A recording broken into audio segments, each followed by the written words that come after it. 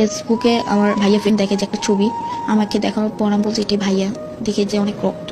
তারপর আমার ওখানেই কান্নাকাটি করতেছি, বললাম যেটা কি হয়েছে আসলে ভাইয়া।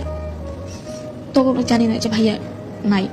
আম্মু আমাকে বলে নাই যে তোমার ভাইয়া নাই, কেউ ফোন দিও জানায় নাই।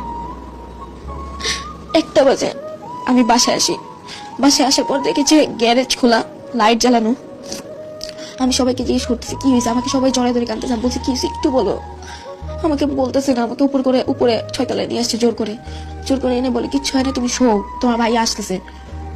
প্রায় 30 মিনিটের মতো শুয়ে আছি, হঠাৎ করে দেখি চিৎকার দিয়ে সবাই কাঁদতেছে। বারান্দায় যাওয়ার পর দেখি যে আম্মু সবাই ধরে আছে কাঁদতেছে। আমি নিচে যেয়ে দেখি কাপড় পরে আছে আমার ভাইটা। আমাকে ভাইটার সামনে কেউ যাইতেও দিতেছে না। লাস্টটা বের করার পর গ্যারেজ চাঁদে আমি একবার খালি চুমু দিয়েছি মাইয়াকে। এরপরে ভোরবেলা জানাজার পর নিজের ভাইটাকে দাফন দিয়ে এসেছি।